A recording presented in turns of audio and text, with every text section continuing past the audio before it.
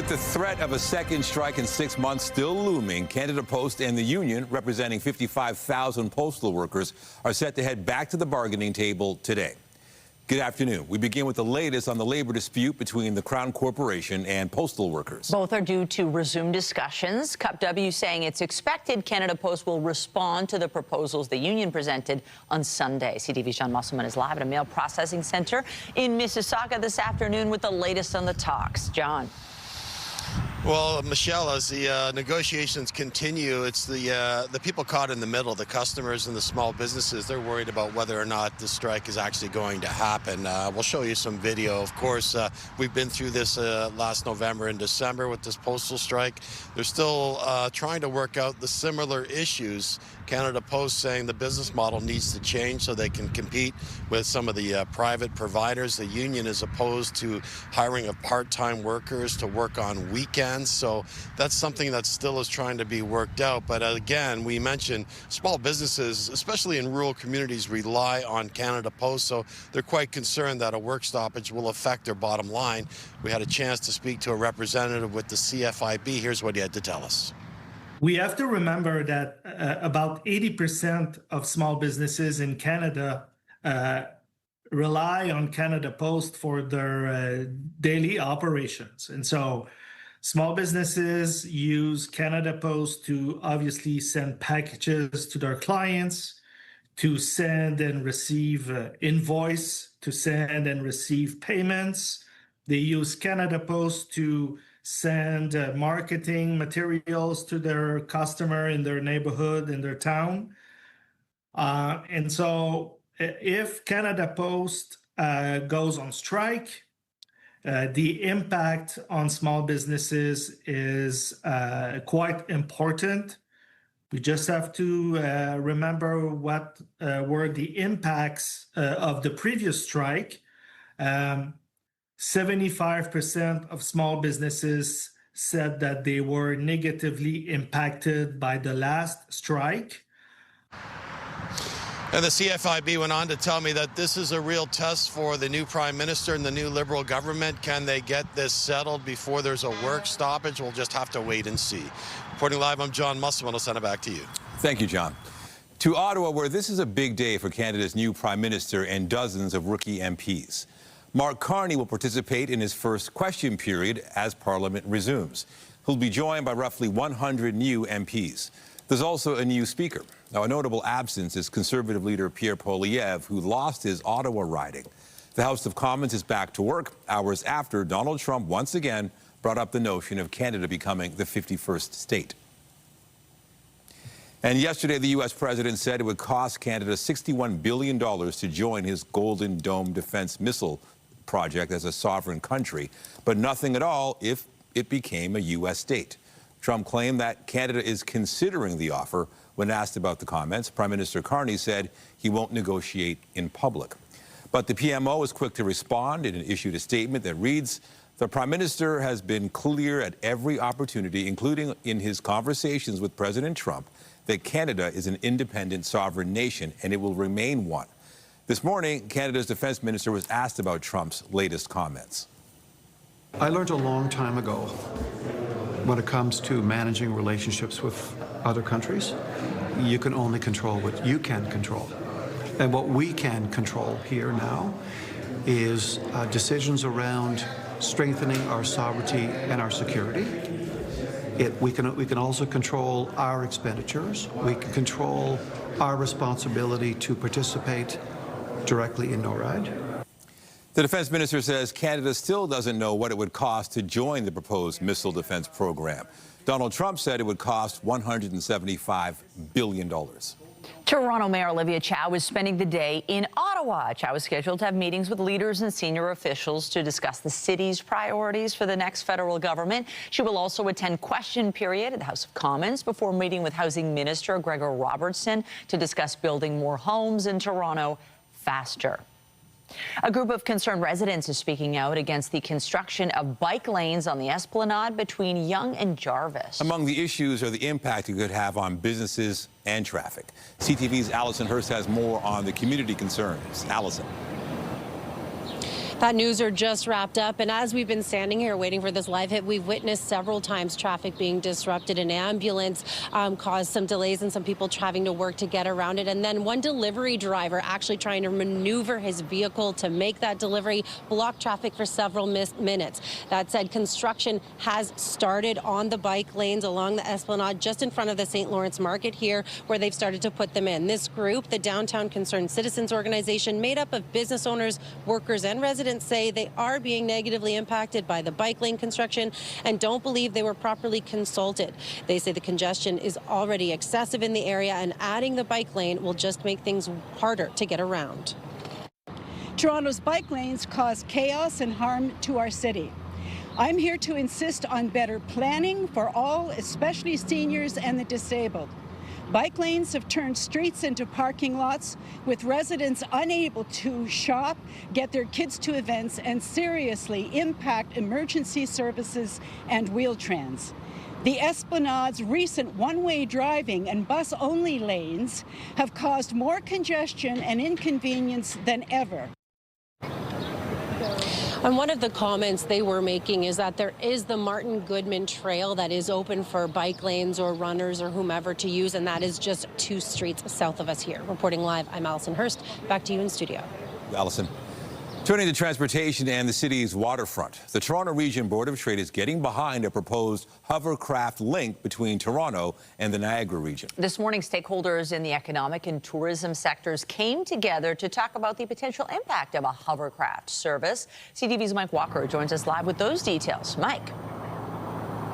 Well, Michelle, Nathan, it was just a few weeks ago, if you can remember, that HoverLink Ontario announced that they reached an agreement with Ports Toronto to dock and launch their hovercrafts next to Billy Bishop Airport. And this morning was an opportunity for stakeholders both here in Toronto and the Niagara region to learn more about the plan. And we're going to show you what the hovercraft looks like. HoverLink is planning to operate a year-round service, transporting both commuters and tourists between Toronto and St. Catharines. They say their hovercrafts can carry up to 188 passengers per trip, projecting more than 40 trips per day.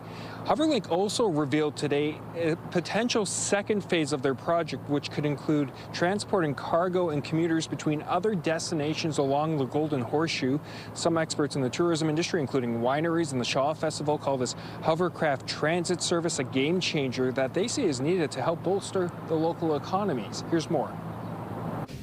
This is a game changer because it obviously enables 40 million tourists to now be connected within a half an hour. A rising tide lifts all boats. It lifts all of the tourism entities between Toronto and Niagara by offering a really unique experience within 30 minutes, being able to visit both of our beautiful regions.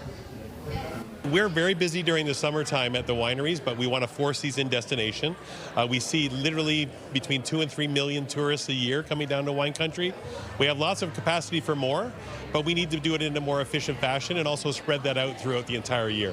So in order for us to develop the waterfront and looking towards the east, where there'll be 100,000 new residents that will be moving to the area, it's absolutely essential to have a comprehensive and complete transit system that goes from end to end to be able to move that volume of people, as well as to meet all of our sustainability goals and objectives.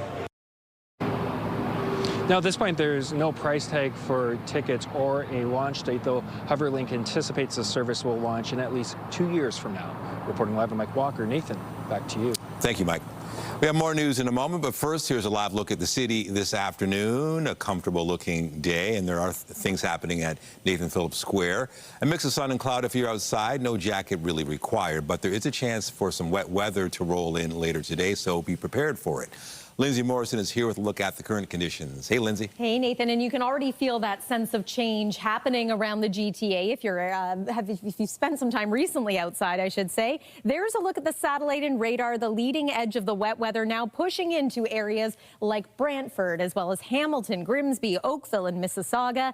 At the Toronto Islands, it is 12 degrees, still mostly cloudy at Pearson Airport. We have seen an increase in clouds since early this morning. And look at the temperature divide between eastern sections of Ontario, and even in through Muskoka. 23 degrees this hour in Parry Sound and Bancroft. Compare that to only 14 degrees in London. We too have cooled a degree at Pearson Airport since late this morning. Winds are coming out of the east today.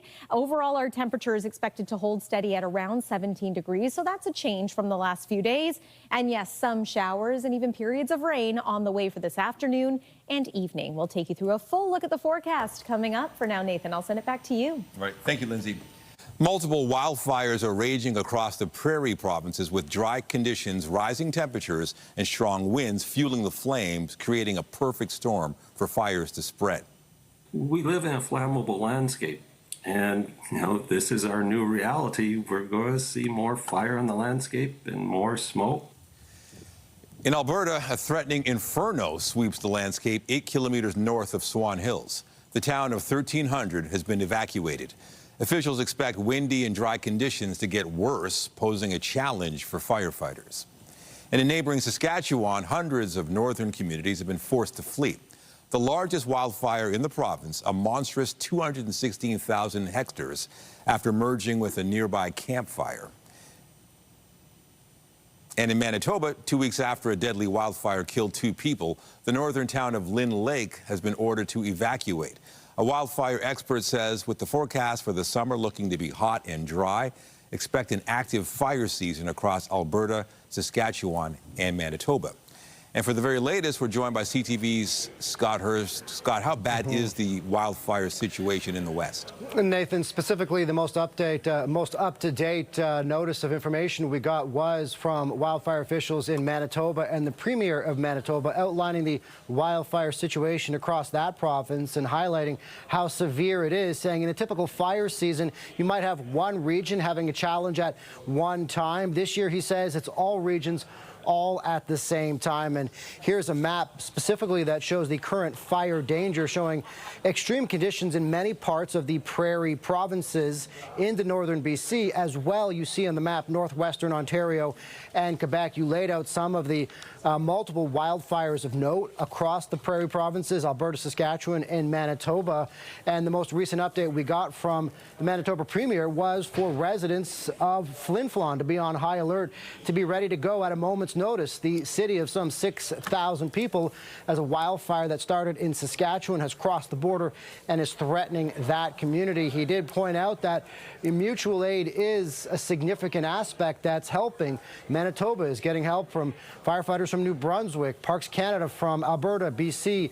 Prince Edward Island also has crews helping out in Manitoba during that time of need. But these are wildfires that are burning out of control, posing a significant threat to public safety, communities, and critical infrastructure as well, Nathan. And Scott, any idea what's in store for the rest of the country because of the hotter summers?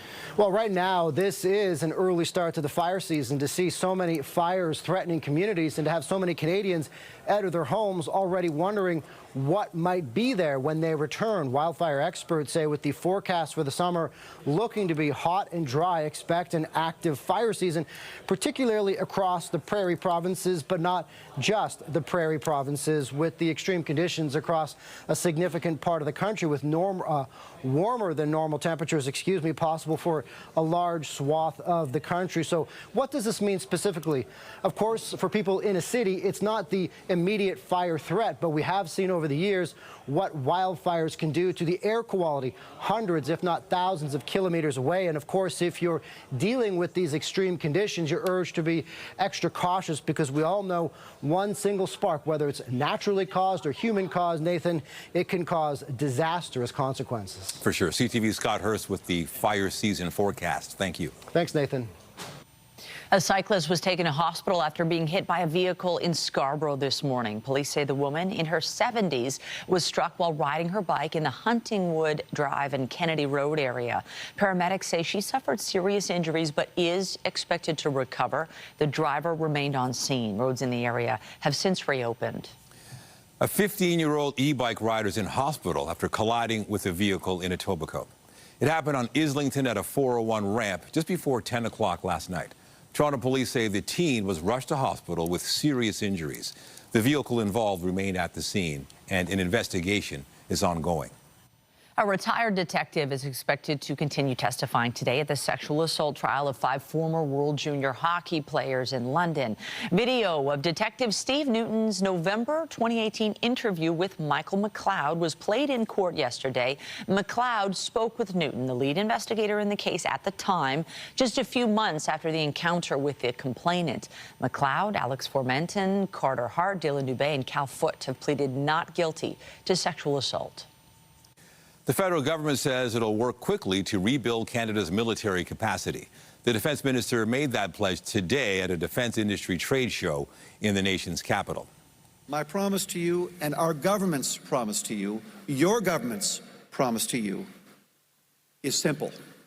We will be unafraid to carry the flag of the Canadian defense industry around the globe. We will be unafraid to champion the innovative and class-leading technology of Canadian companies.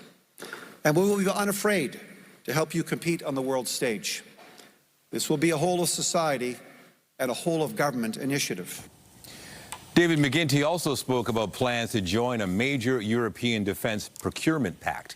He says that will give Canada access to new opportunities in the continent's $1.25 trillion defense marketplace. In the Middle East, at least 1 Palestinian was killed, 48 others wounded when a crowd was fired upon at a new aid distribution site yesterday. Forces opened fire while this crowd was overrunning the new site where thousands had gathered in the Gaza Strip. The site was set up by an Israeli and U.S.-backed foundation.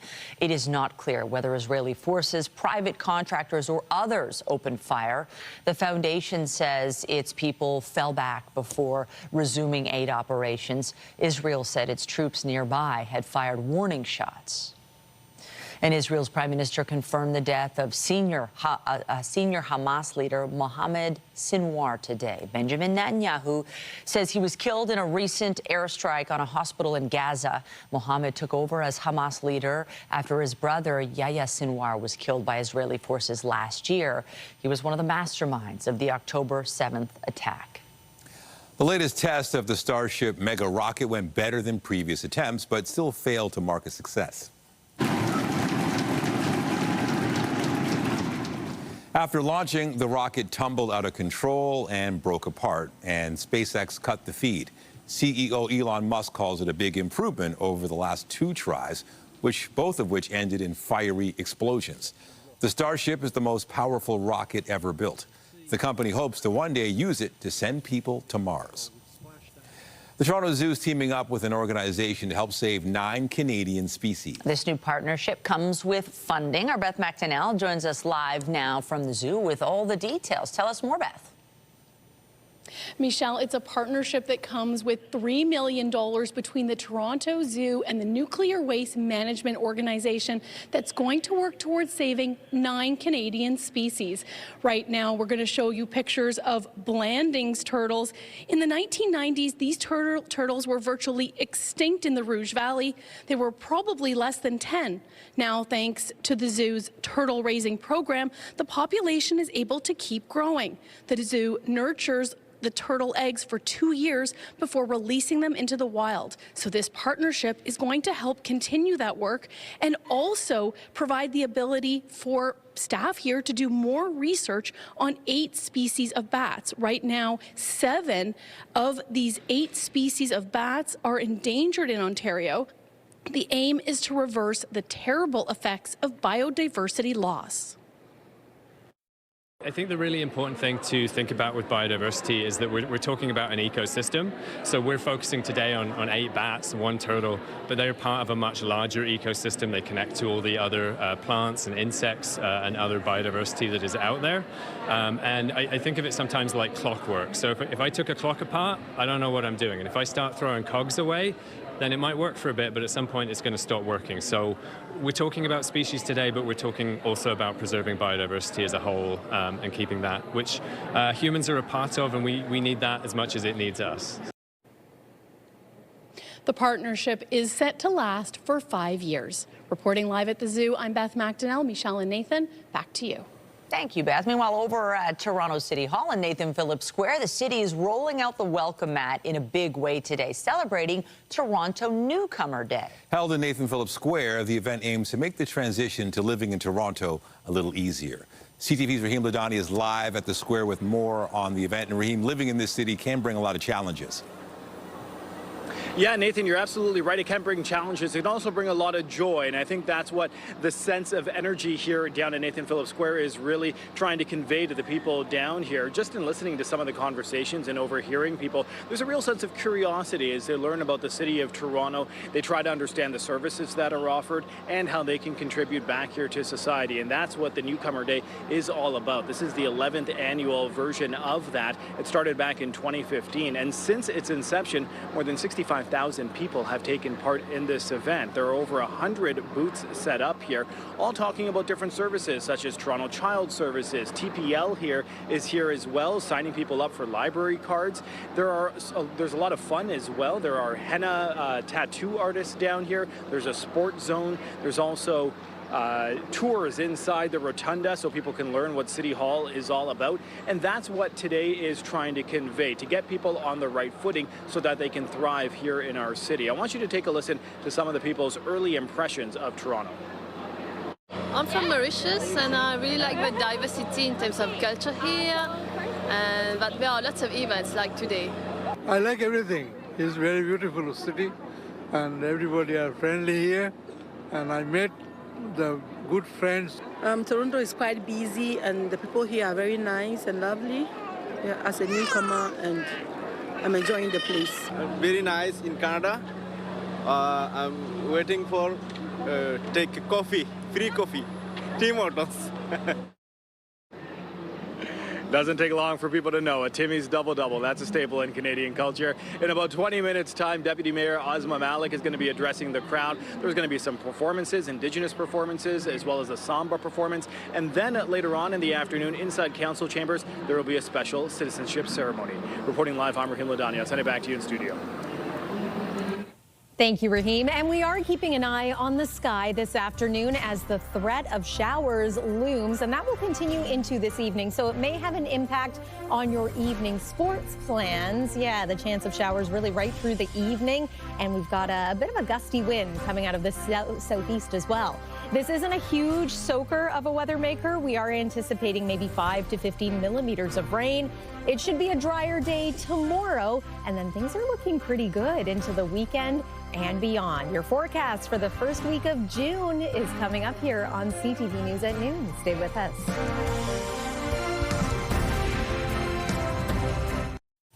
Well, certainly a lovely start to the day. It's been a stellar work week, I think, or for whatever you're doing outside. But yes, we're anticipating a little rain. Yeah, not so bad knowing that overall the forecast is looking pretty good looking ahead, but there is rain on the way. Yeah, I do want to focus on the long range for a second, because finally we do see some signs of above seasonal warmth into next week, along with some sunshine. So there's the good news. Perhaps this is not the news you want, but we are tracking some wet weather moving in for this afternoon, for this evening, and for the overnight hours tonight.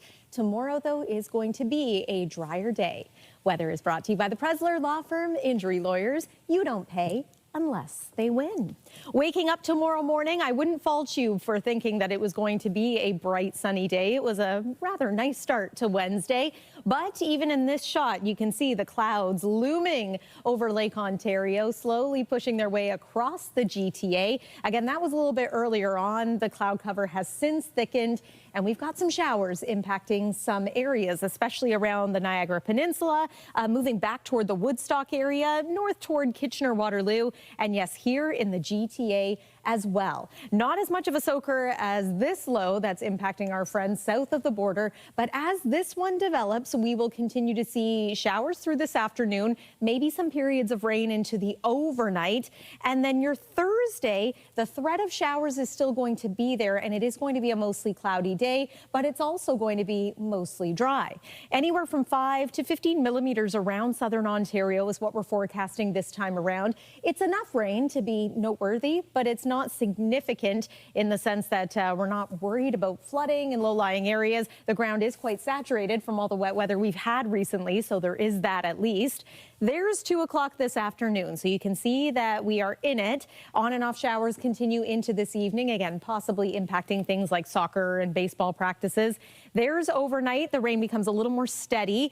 And then into Thursday, it is a cloudy start, but likely dry. It'll be scattered pop-up showers in through the afternoon that we are dealing with, if anything, as opposed to widespread rain. And then Friday, things are going to clear out for the most part. It is once again cooler in southern Ontario than it is in the north. Look at Timmins, 26 degrees, 25 this hour in Moosonee. We're not going to get that warm today. In fact, we're going to hold steady at about 16, 17 degrees at this point. Tonight, we drop to a low near 12. That's normal.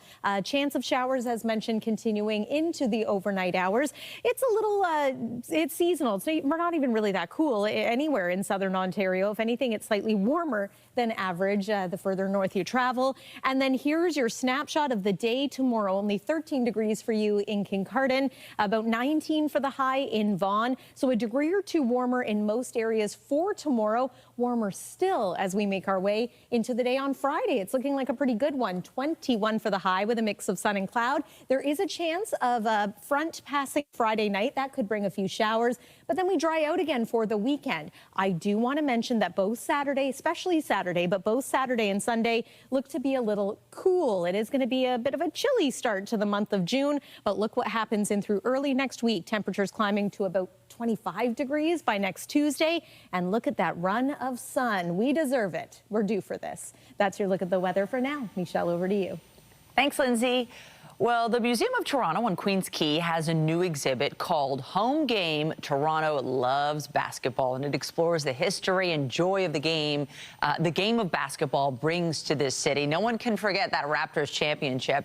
We find our Jessica Smith there this afternoon. Jess, show us more. Listen, we all know ball is life in the city. That is no surprise. And I'm joined by three really, really wonderful people that helped put this exhibit together. We have Sarah, we have Heidi, and Perry. They are the brainchild behind this whole entire thing. But Sarah, I want to talk to you about, you're one of the co-curators of this exhibit. There's so many historical pieces. We were just talking about the championship ring, but there's so much more because the history of basketball, not only in the city, but in the country, is deep. Yeah, we were really very invested in trying to tell all the different stories. And very early on, Perry and I realized we can never tell all the stories. So what you experience here are some of the stories, and we point to others. But it's also, I think, as much as it is an exhibition, it's also an invitation. So an opportunity to come and have people come in and reflect and tell their stories about the history of basketball, because there are many, many histories, even above and beyond the Raptors. Because one of the championship rings right there, it's just so cool to see all these different pieces. And Heidi, I want to ask you about how the idea for this came together, because there are some historical pieces in here. We've got some new pieces. We're talking NBA, we're talking WNBA. There's a lot going on in this space. Yeah, so the Museum of Toronto brings together, if you like, those in the community who really understand the topics that we're discovering. So we invited Sarah and Perry, but it didn't stop there.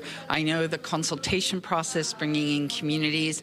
We have borrowed from historic collections, the city collection, we've borrowed from the MLSE, and we've borrowed some from private collectors. So you can see everything from basketball shoes from the 1950s, as well as Vince Carter's kind of court-worn shoes. Is that what they're called?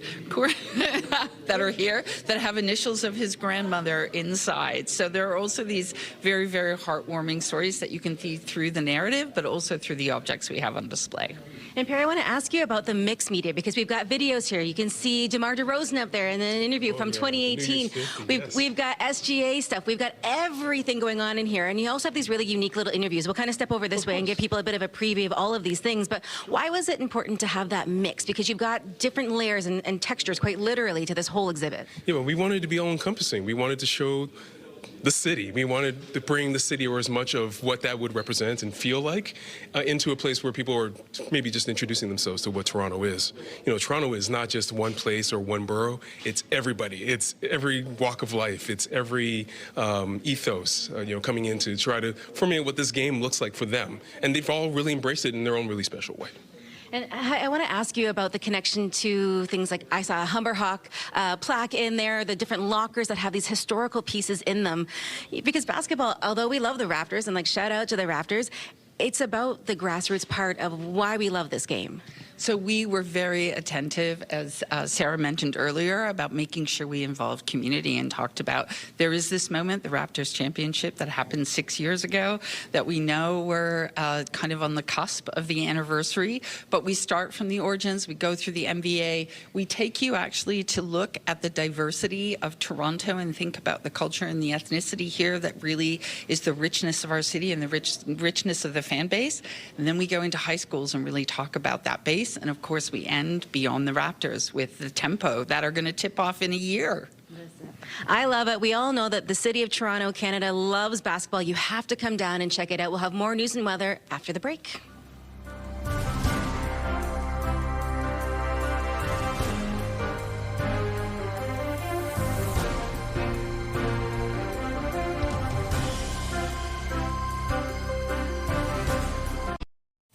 20% of all deaths across the globe are tied to sepsis. The chances of dying increasing each hour an antibiotic treatment is delayed. But a Canadian-led breakthrough is hoping to save millions of lives. CTV's Adrian Gobriel has the details. Often referred to as blood poisoning, every passing minute is crucial. It affects old and young alike. A 2020 report estimates that 75,000 cases of sepsis occurs in Canada every year, leading to roughly 18,000 deaths. Critical care doctor Claudio Dos Santos and a team of researchers across Canada believe they found a blood test that can predict a patient's likelihood of developing sepsis by harnessing the power of AI. The team located 6 genes that appear in high levels when someone goes into septic shock. The test is being put into practice using this device, initially created in part by the Canadian Space Agency. The blood test actually allows us to predict with 88% certainty how a patient will deteriorate in the next 24 hours. How vital is it to have that lead time for something like sepsis? Every hour of delay in medical management increases mortality by about 8%. In January, 29-year-old Selena Klinger-Evans began having contractions. She and her husband arrived here at this hospital in London, Ontario. Following a C-section, they welcomed the healthy arrival of a baby boy named Isaiah. 2 days later, the young mother died in hospital. By Saturday evening, it was not looking good. And then by Sunday morning, we get the news that she's gone. Klinger-Evans' cause of death, septic shock due to Group A Streptococcus septis. Dr. Dos Santos is hoping her discovery will bring an end to the sudden death of far too many Canadians. This is a first step towards relieving a lot of the suffering of patients and families and caregivers and loved ones that live with the aftermath of sepsis. The next step is for a clinical trial inside ERs and ICUs this fall to see how the device informs the decisions of doctors. Adrian Gobriel, CTV News, Toronto. A new study finds the number of family doctors working in Ontario is up, but they may be harder to find because of the type of medicine they are practicing. According to the study published this month, the number of family doctors per 100,000 people in the province increased from 104 to 118 from 1993 to 2021. However, more of them are choosing to work in emergency rooms, hospitals, or addiction medicine. Family doctors choosing to practice in a more specific area of the healthcare system is up from 7.7% to more than 19%. HBO announced a trio of young actors who will be starring in its TV reboot of the Harry Potter franchise. Harry Potter will be played by Dominic McLaughlin, Arabella Stanton as Hermione Granger, and Alastair Stout as Ron Weasley.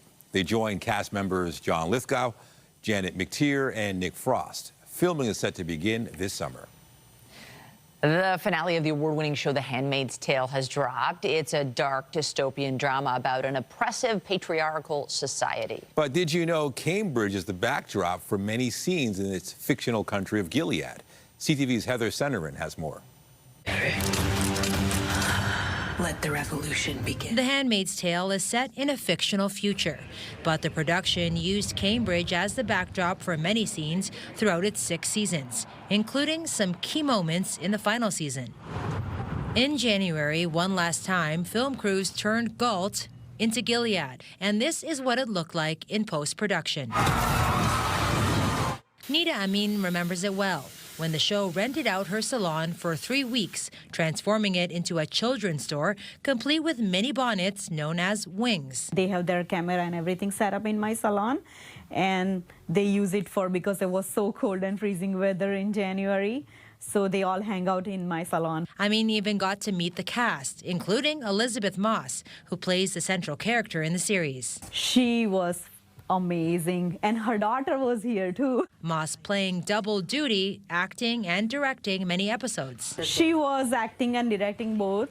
So yeah, she was coming back and forth to check out the shots and everything. Other businesses benefited too. Staff at Melville Cafe reflecting on what it was like. We had like hundreds of people here. Like the line was out the door for the day that it was like the main filming day.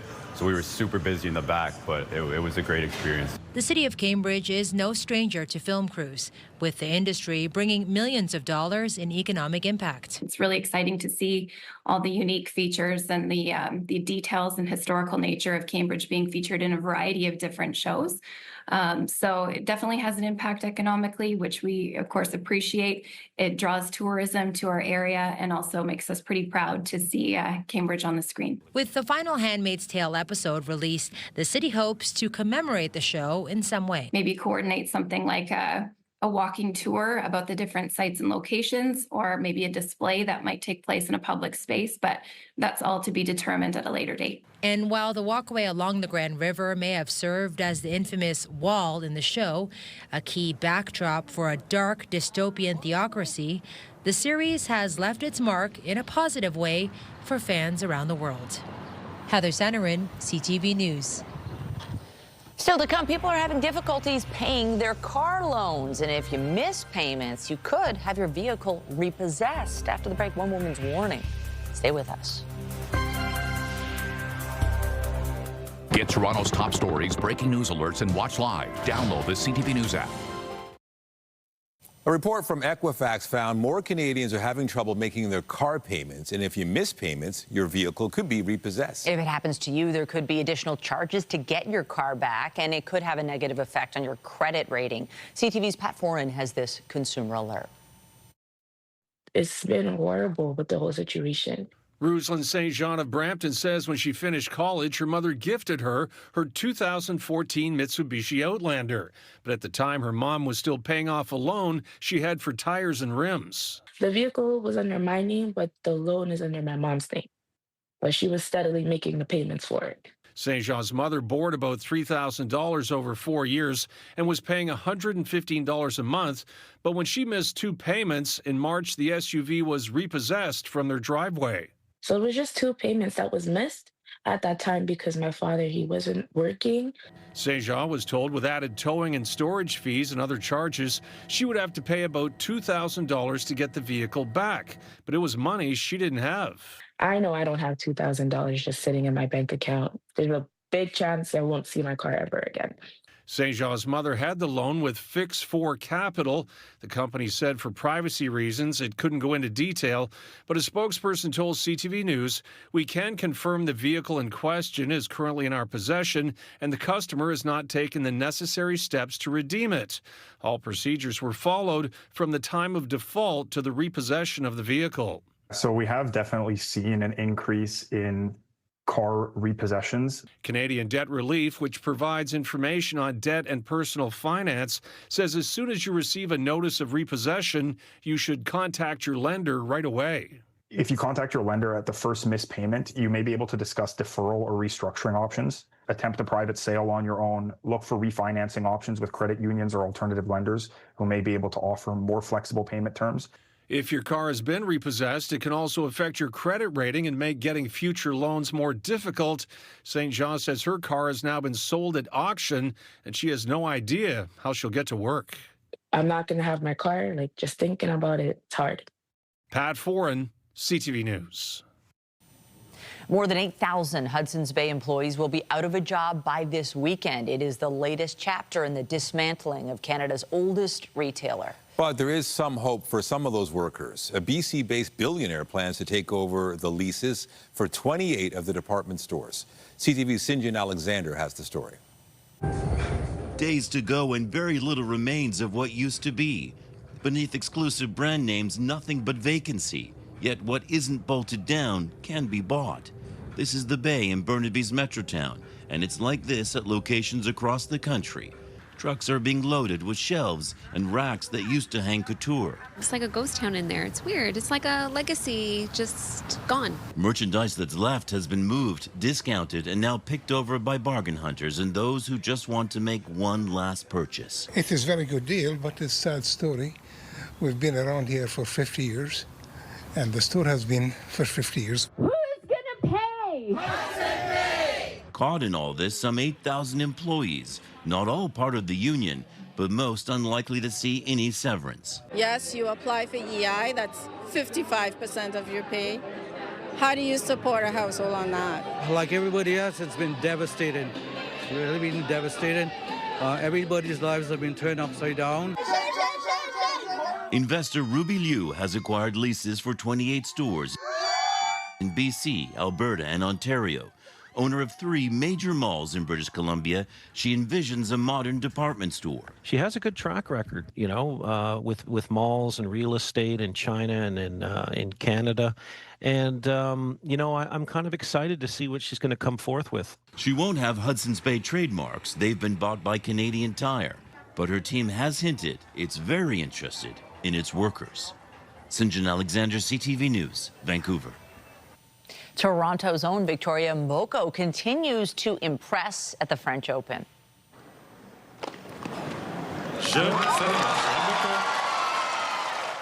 The 18-year-old defeated her opponent today to advance to the 3rd round. Mboko has not lost a set through 5 matches and has now posted back-to-back main draw victories at the tour level for the first time. The 120th ranked player in the world will face the Olympic champion and 8th seed from China next. To baseball, the Blue Jays will go for the series win in Texas tonight. Runner from first goes again. Throw to third, and it's into left. And another run comes in. Toronto lost 2-0 last night, but won the series opener against the Rangers Monday. The Jays have managed just 4 runs during the current stretch of 1-4. Eric Lauer gets the start for Toronto tonight. Coming up, a principal dancer with the National Ballet of Canada is about to take his final bow, but it's not the end of the road. We have more on what's next for Guillaume Côté after the break.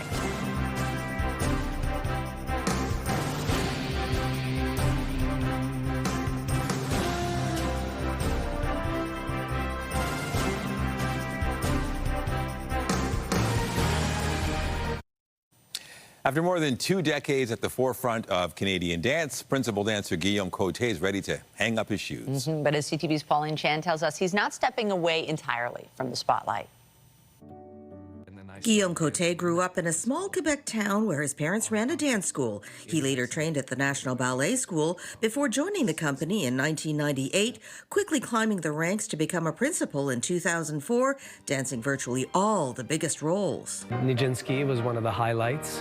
I danced on that stage, the Ballet Nijinsky, and it was in Paris at the same theater where Nijinsky performed 100 years ago.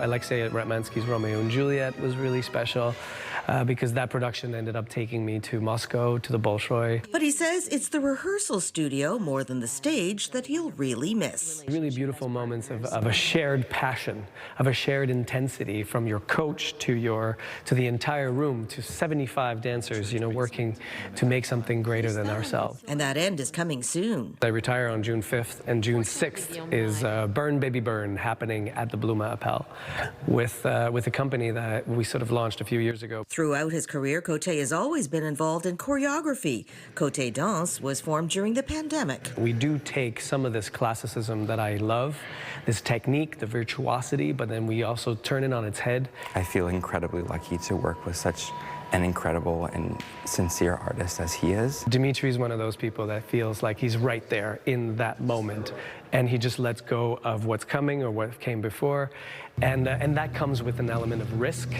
where he pushes himself. Burn Baby Burn was inspired by Cote's young son's fears about global warming. I remember him saying how much that shocked him and how that really changed his perspective on how the world is changing. Cote's final program with the National Ballet, entitled Adieu, runs from May 30th to June 5th at the Four Seasons Centre. And I just hope that on that night I feel like I've given it all and I was honest about my career. Pauline Chan, CTV News. All right, great story and a pretty good-looking day so far. Yeah, when's that rain coming? Well, it's coming. Depending on which corner of the GTA you're joining us from, you might already be seeing some raindrops on your window. Here's one more look at the satellite and radar for the early part of this afternoon. Have the umbrella handy if you do have to venture out a little later today. There's what it looks like. So again, mainly West End, around to Niagara, and parts of southwest Ontario getting the wet weather now. By mid-afternoon, that will spread across Toronto and the East GTA. Waking up tomorrow morning, still some lingering showers early on. Tomorrow itself, I believe, is going to be a mostly dry day, but the chance of scattered showers will be there in the afternoon. We might even get some peaks of sun, but plan on it being a mostly cloudy day. More in the way of sun heading into Friday. And look at all that sun from Saturday onwards. Nathan and Michelle. Pretty good. Thank you, Lindsay. And that is CTV News at noon. Remember, you can get Toronto's breaking news all day long on CP24 and at ctvnewstoronto.ca. For Lindsay Morrison and the whole team here at CTV News, have a pleasant afternoon. I'm Michelle Dubé. And I'm Nathan Downer. Be sure to join us later for CTV News at 5 and 6. Have a great day.